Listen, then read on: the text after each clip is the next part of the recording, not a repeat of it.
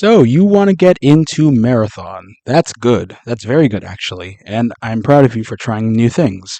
Because marathon is two things that we need a lot of right now in the gaming space. Number one, it is a property that is not done to death and is pursuing a very interesting art style both in its visuals and in its music. Number two, it is part of a subgenre that, while it has a few standout entries, is not well known yet. So, it's a good chance for you to try something new and hopefully make it popular enough to inspire other people to make new things as well.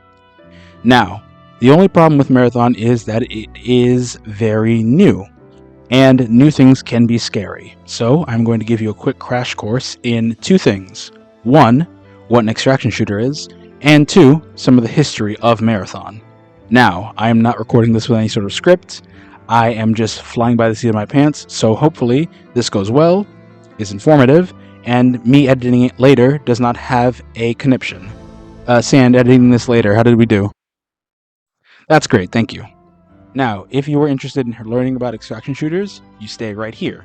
If you already know what's going on, if you've played Tarkov or Arc Raiders, or you just don't care and want to hear about the story, you can skip to right about here.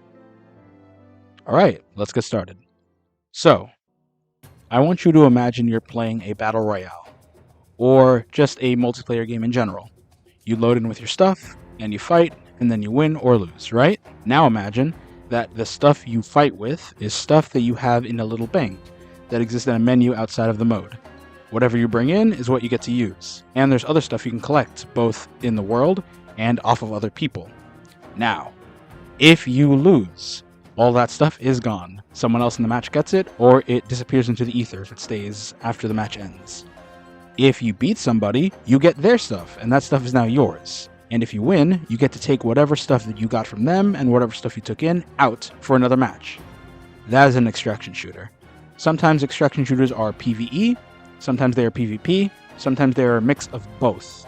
Marathon is a mix of both, where there are other players, either solos or in queues, depending on how you play, and there are also AI bots that belong to the faction, the UESC.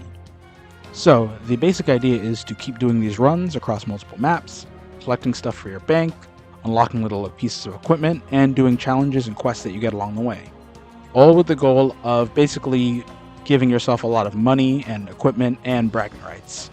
Along the way, you'll unlock stuff. In the case of Marathon, there is a lot of narrative stuff, and just progression in general, along with a few exclusive maps and equipment. But for the most part, you are just doing this fun little loop of gambling. Very, very involved gambling. Now, Marathon specifically has a bunch of stuff going on that we'll get into a little bit, but the best way to enjoy and experience this stuff is to either one, play it yourself, or honestly, just find a video that isn't being rushed out for fun. So, Marathon has rarity systems. This gun is white, and then it can become green, or blue, or purple, but unlike some other games, the rarity is based off of the attachments on the gun. So if you put a green scope on a white gun, it'll become green. If you put two blues on it, it'll become blue. Blah, blah, blah, blah, blah. You get it. We also have other equipment like grenades, and a few other things like runner shells. Oh, actually, I should explain that. So in Marathon, instead of making a guy, you will be playing as a runner. Now, do not be scared by this. It is not Overwatch or a hero shooter.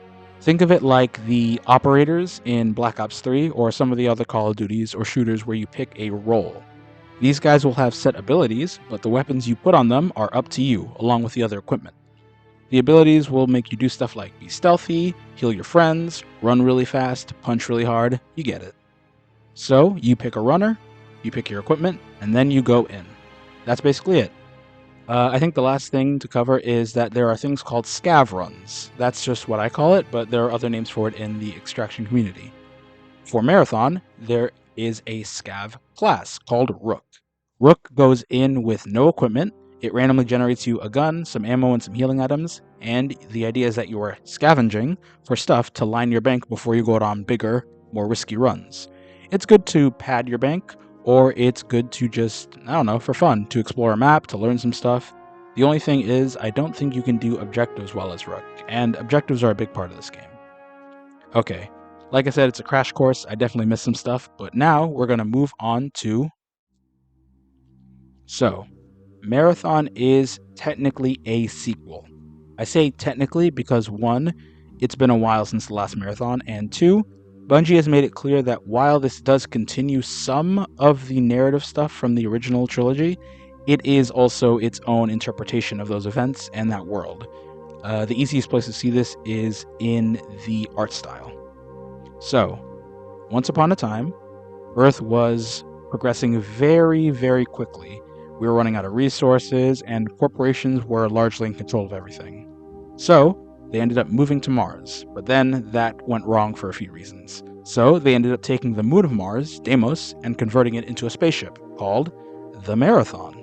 The Marathon went off to a planet called Tau Ceti 4, where they believed they could colonize it and turn it into a new place to live, and use it to further humanity some more.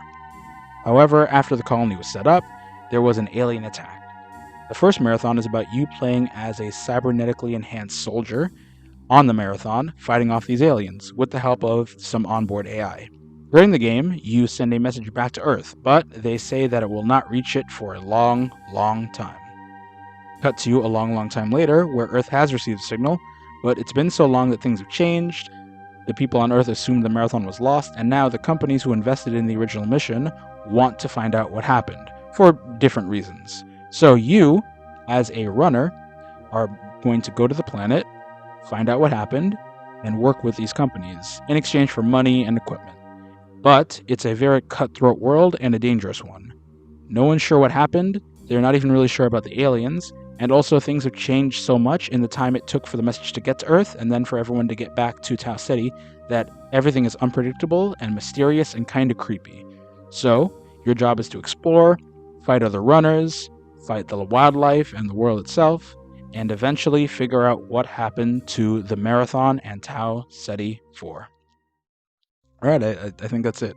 Honestly, this is kind of a joke video. I don't know if anyone will ever see this, but if this helped you, I appreciate it. And I don't know. That's about it. Bye.